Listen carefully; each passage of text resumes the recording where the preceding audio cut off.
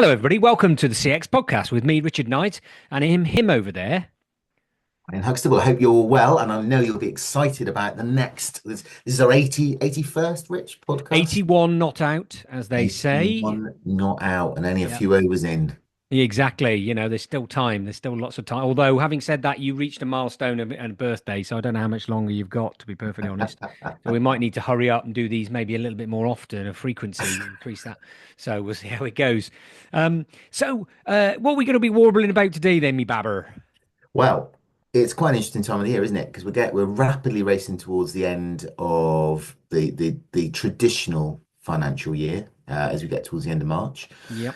And it's been really interesting talking to clients who may have got a bit of budget to spend, or they're clear to clear their budgets, or they're thinking about implementing next year's budgets. And I think um, next year more than any, we're seeing some fundamental changes to how businesses are going to have to run. We know that the increase for many businesses for national insurance contributions is going from 13.8% to 15% for employers. That's Yep. huge.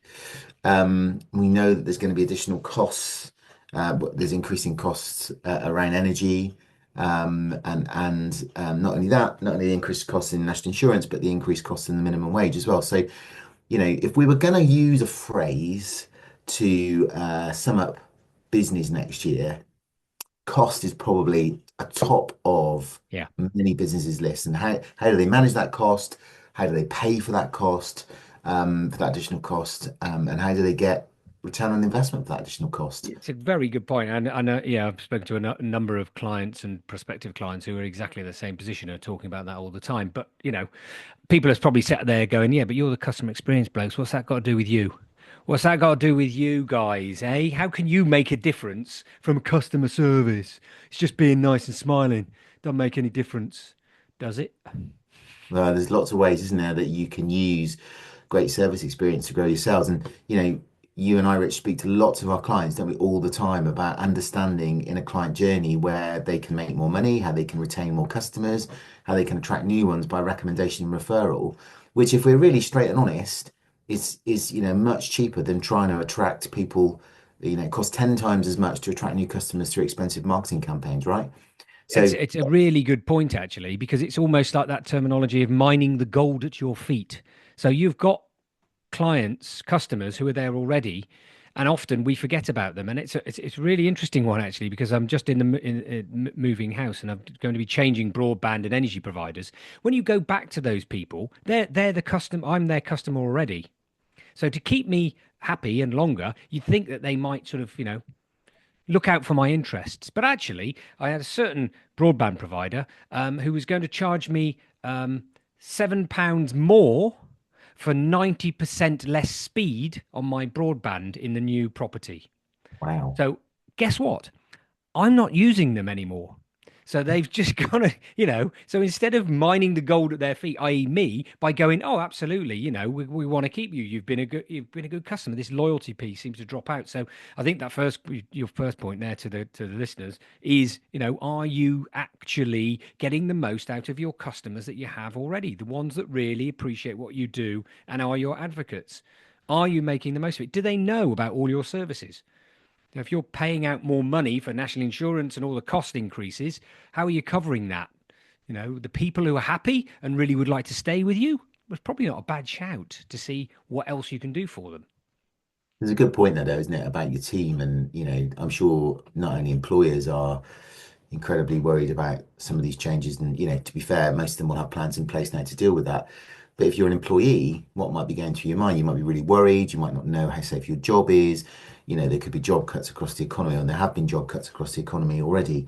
And I think that from that perspective, there's almost a call to arms, isn't there, from the people that you work with that are in your teams to really think about how they look after the customers they've got and attract more, Yeah. because we know growing business will help pay for these additional costs, and they'll offset some of the more traditional challenges in the cost base that businesses are going to see in 2025 and 2026. The one thing I'm curious about, the Rich, and maybe you can help me with this question. Um, what do you think most businesses think when increased costs arrive in a business? Oh, you increase costs, Mm. slash, slash, slash, Slash slash. and Get rid of burn. stuff, isn't Slash it? and Yep, burn. that's what you do. Because then Yeah. if you reduce those costs, then everything's going to be okay. Hmm. Mm. Are And what you not happens? thinking that might be the case then, Ryan? Well, indeed, what happens normally when that slash and burn happens, it becomes this virtuous circle, doesn't it, of poorer service, poorer. Well, let's start with the team feel less valued, the team feel more worried, the team feel more pressured. That incurs mental health issues, well-being issues in the team. That directly replicates itself to the service experience that your customers are getting. Now, of course, we run businesses rich. We're realistic. We know that you have to think about um, Yeah, of course. Yeah. where you can cut costs and where you can add cost. But I guess one of the pleas that I have on today's podcast is think really carefully about when you start to cut costs from your people or people from your business. Are you doing that with the client in mind or the customer in mind, or are you doing that with a view to it's a short-term solution to a much longer term problem, right? Because these costs aren't going to go away, are they? Right? They're not going to miraculously disappear.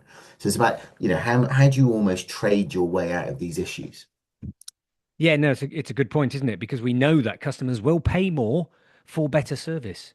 So therefore, you can offset those costs by actually increasing that pricing as long as you are delivering that overall experience that means people are more comfortable, they trust you, you understand them more, and yeah, you're just giving them more for their money, as it were, from an experiential point of view, not just this is the cheapest product, therefore you're going to buy more of my cheap product, because guess what? Buy cheap, buy once, isn't it, or something? No, the other way around. Buy Buy cheap, buy cheap, buy multiple twice. times, yeah, and buy more expensive, buy it once. And it's true, because you will trust in what people are doing. And I think that also comes down to the idea of the people that you're looking at within your organization. What are their skills? Because I was mentioning to you, Ryan, earlier about a blog that one of our colleagues from Oop North has done. Chris Lowe, big shout out for Chris Lowe, up there in the north of England.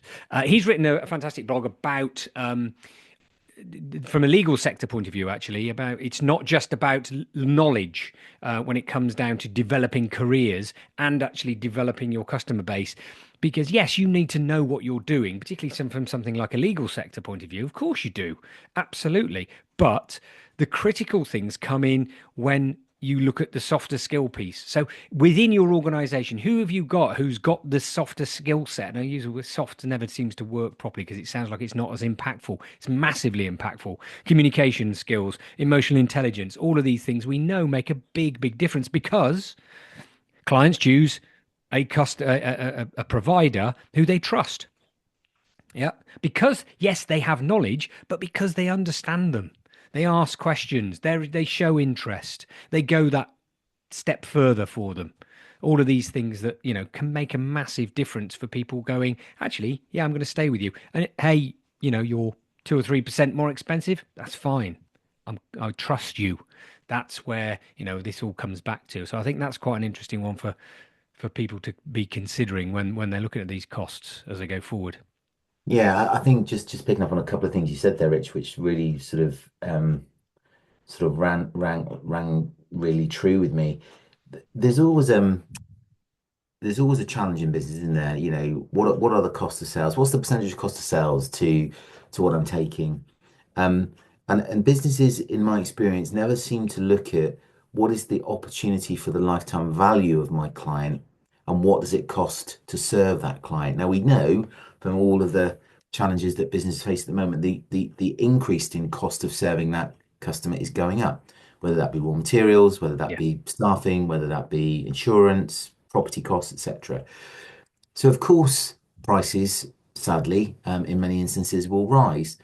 Now, the great British public aren't fools. They know that's the case. But what they will do is they'll be much more discerning about how and where and who with they spend that precious pounds, shilling, and pence that they've earned.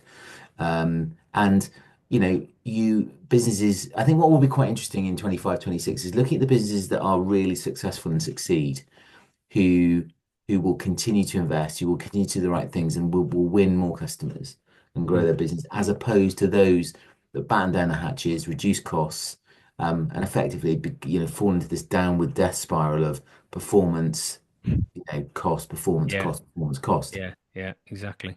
Yeah, So, as a plea, um, this time in our podcast is slightly different. It's think about how you spend your budgets that you've got wisely with your team to enhance, to engage, to grow, and to retain more customers. yeah, absolutely. And I think uh, Lucy, who is my gorgeous wife, and I have to say it like that because she's actually sat behind me now as we're recording this podcast.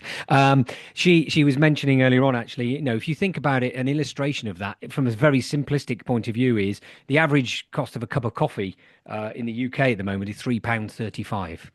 Peak If you're prices. running a coffee shop and a person comes in for one coffee and they leave having spent £3.35, brilliant, great, good, you're doing something right, that's great. But if that employee understands the necessity and the customer's requirement for you to ask for another coffee in terms of an upsell. Ooh, dangerous words. You've said the sell word. We don't sell, Richard. We don't put our customers under pressure. We don't put them under pressure because that's not nice. It's not about being pressure selling. It's about asking a question. Would you like another coffee? The same could be said across multiple sectors. Would you like for us to help you with X, Y, and Z now that you've done tea with us? Yes.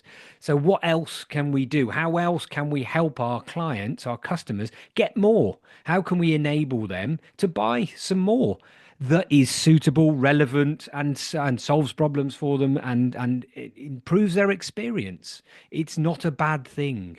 So, that those figures, when you double that up, think about the number of people come into a coffee shop in a day. If even half of them are asked, "Would you like another coffee?" That's going to be increasing the amount of money you take on that day by, a huge amount across a year. So it's something really to think about. It's an interesting concept, though, isn't it? Talking about what you do in business and how you do it. And most business owners you'll talk to go, well, the marketing team do that, and yeah, they do. But actually, there is nothing more powerful than the MD or the managing partner or a director or a head of or whoever it is in the organization, somebody high up starts to talk with passion and enthusiasm about why they do what they do, how they do what they do, why they're in the business, and what their vision is for the business. Yeah. And again, I've seen it many times over the years where we've gone through tough times, recessions, and so on in the past. You go to that natural modus operandi of, right, we need to cut costs because we're not taking as much, or we're not earning as much through the front door. The reality is, well, how much could you be earning through the front door? Are you converting everything through the front door? Because even through our own research into professional service firms, we know that 25% of inquiries never get answered, never get picked up, never get responded to quickly enough. And the average firm is losing £90,000 worth of fees a year. Well, that'd be all right, wouldn't it? If you could, scrape up half of that, that'll do. Yeah, I think those figures are really, really interesting. A quarter of those inquiries not picked up. A quarter of inbound inquiries where somebody needs something from an organization. It's not you reaching out, it's not cold calling, it's not doing all the hard work. It's somebody coming to an organization and asking for help effectively, and they're being ignored. Yeah, totally right. Yeah, interesting. So, I, so top tips for moving into April then? What do we got? well, we've got uh, don't just slash the costs, think. We realize you've got to do some thinking because, of course, there's big changes afoot, and we're not sitting here preaching like we're on some sort of, big sort of ivory tower talking about this. But, you know, consider the other areas whilst you're cutting some of those costs. Is it the right thing to do? How do you attract more customers? Talk about what you do, ask for referrals, ask for recommendations. There's lots of different ways that you can continue to grow your business, which absolutely enhance the customer experience. So Absolutely. And good luck, and guys. finally, make sure you ask if somebody wants another cup of coffee. Crucial, Ask somebody if they want another cup of coffee. So we'll crucial. yeah, and see how it goes. I think it'll all be good, all be good. On another note as well, on this podcast, if you're watching on YouTube, you will see a QR code will appear.